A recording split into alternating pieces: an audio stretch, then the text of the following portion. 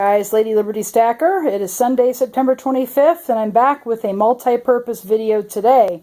First, for all the cat lovers out there, we're going to do a cat trick. So, okay, kitty, kitty. I don't want to say his name. Up, up, up, come on. There you go. Okay, come here, sit. Good boy. Okay. Come here. Come here. Sit. Down. Down. Down. All the way down. Stay. Good boy. Now, I don't know if it's going to make him stay, guys. But I tried to bribe him a little bit. Anyway, there is Kitty Cat enjoying his treats. He's a good boy. And he's keeping me company this afternoon. Anyway, let's get right into it. Now, you're going to have to go over there or something. I'm going to sit down. Go over there. Go over there. I'm going to sit down here. Okay. Got to do this on the floor because this is the only place where he's allowed. He can't jump up. So he's going to sit here and watch us. There we are. Anyway, this is a multi-purpose video. As I said before, it is a pickup video and also a video response to PlataStacker1 as to why I stack. Well, it's kind of, I stack because it was a form of preparedness. That's why I started stacking in the first place. But before I get into that, real quick, I want to show you some new pickups here. What you see here is called a Minuteman Rocketstove. It's actually made out of a legitimate 50-pound ammo can, which you guys have seen before, that I store my precious metals in and ammo in and so forth. What I've been thinking about kind of tying up some loose ends in my preps, and one of the things I needed to kind of tackle a little bit more was alternative cooking in addition to or in place of the electric range. We have an all-electric house, so we did install a couple years ago a wood-burning stove over there. It has a nice cooktop on it, but it cannot, you know, you're not going to fire it up in the spring, fall, or summer to cook, so you need an alternative way to cook, and I wanted something that was going to be able to take energy I already had on hand. A camping stove, a Coleman camping stove, would have propane gas, and you're going to have to stockpile that, and you're going to have to run it, you know, you're going to basically have to stockpile it and put it somewhere safe where it's not going to have CO2 buildup in your home, so you're going to have to store it in an outbuilding or some other place. And I just didn't want to mess with all that. So I wanted something that would take wood as fuel. So this thing is kind of new on the market. It's made out of a 50-pound ammo can. And this is just the cooking grill. But you take it off. And that's a flapper. I'm not really sure how to install it yet. I have to look at the directions. But that is the rocket chamber. It's insulated. You can see the insulation all around it. So you can set this down on a table, like a picnic table outside. And it is meant to be for cooking outside. I may be able to get away with it in an extended garage, you know, as long as there's the doors open, that kind of thing. But it's supposed to be for camping, hiking, Boy Scouts, and survival. And I thought this would be a great way to boil water. This thing powers up to, I think, 1,1300 degrees. And what you do is you put your fire starters and your small kindling down there, and then you load in more firewood, not even firewood, just sticks, twigs at first, and then bigger sticks, and then longer sticks, and leaves and whatnot to keep everything going. The bigger sticks burn slower, and the kindling gets it going a lot faster, but it burns really hot. You put this little grate on here, like so, and it will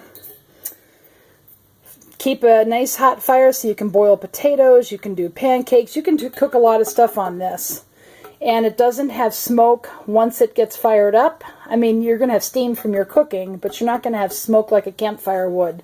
So it's going to enable you to remain under the radar, or you can stay covert, you know, out of the way. In a SHTF scenario, you don't really want to be around other people other than your own team that you assemble close by you, but you don't want to, you just want to be able to stay under the radar. That's the best way to go about it. But the problem with this is I didn't have any cookware really to go along with it. I mean, I did get a couple of pieces for my wood stove a couple of years ago, a Dutch iron and a lid that functions as a skillet as well. But I managed to pick up a couple of other pieces. One of them today is a 12-inch Lodge cast iron skillet, and I've never cooked with cast iron before. There is work and maintenance that goes with it. I'm not going to get into that in this video here, but this can be used over your camping stove, a rocket stove, and it's not going to, I'm probably not going to have it up to 1200 degrees, but I'll keep it around 500. This stuff can withstand just about anything. Cast iron, just like your grandmother used to have. I've never cooked with it until just recently, but there is a learning curve. Not only cooking in it properly, using the right oil, using the right utensils, and all of that. So, at any rate, I'm going to be seasoning. It's already pre-seasoned, but I'm going to season it some more so I can cook in it with relative ease. And you got to maintain it. So, anyway, those are my pickups for today. So, I'm going to go ahead and put down the camera right now, and I will be right back in a minute. Okay, guys, I am back. Another advantage of this rocket stove is when you're all done and you empty out your ashes, and it doesn't make that many ashes because it only requires 1/10 of the amount you would need for a traditional campfire.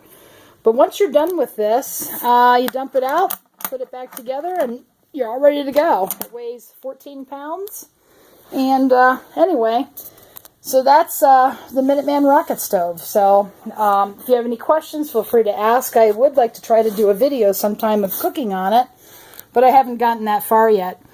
Now, with PlataStacker1, I got into stacking as a way of preparedness, but over time, it became where I wanted to have a diverse stack. And I'm going to put the camera down here. There we go. You just saw my rooster set, but I have a variety of different reasons why I stack. Part of it, you know, if I don't need this preparedness stuff for another 10 or 15 years, that's great. That's why I invest in these. I think they'll do well over the long term. They go up in value. The workmanship is second to none. They're beautiful, and I love them. And I also like to stack fractional gold. There's 2 eagles there, gold eagles, 10th ounce. And I like to stack weight with silver. There are 10 2015 kangaroos, and there's 10, I think, shark coins. I thought they were silver eagles. They might be silver eagles, I'm not sure.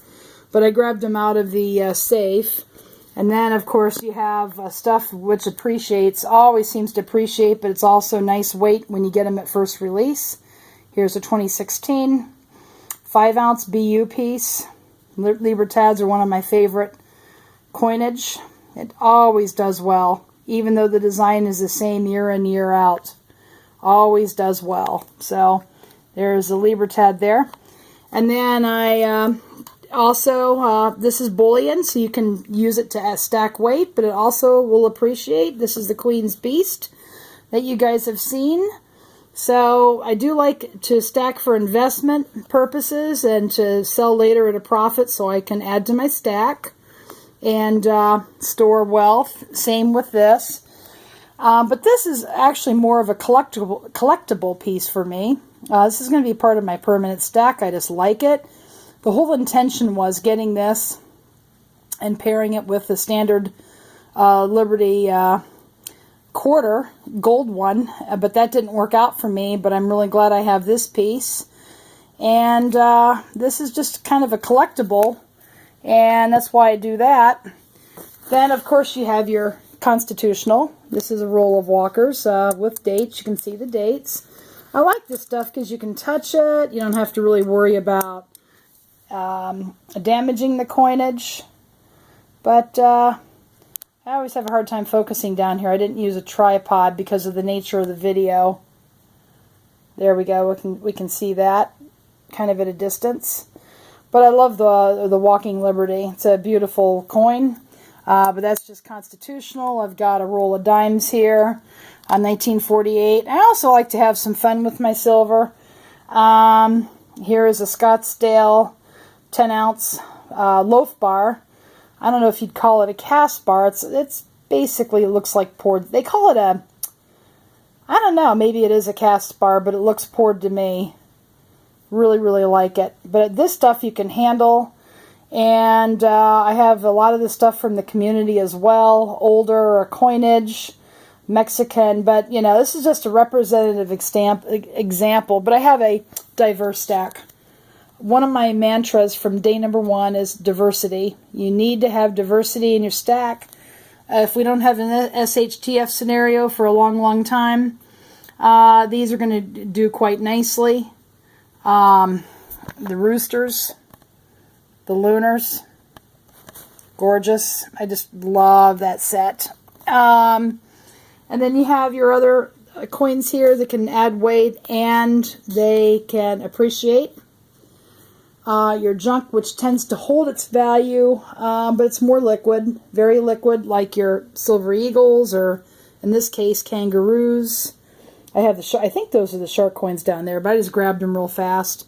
Of course, you have your fractional gold. That would be great for small transactions. So you have a little bit of everything covered here: collecting, investing, stacking, and a form of preparedness. So, at any rate, this would be for PlataStacker1 and why I'm doing it. And the reason why I got into it to start with was prepping, which I started about 2.5, 3 years ago. So anyway, guys, I am talking long enough. I wanted to get this out there. I've been meaning to make this for a while. I'm combining them because I just don't have time to do separate ones. If I wait, it may never get made. Anyways, I hope you like. Please hit the subscribe button. Please leave a comment below and go make it a great day.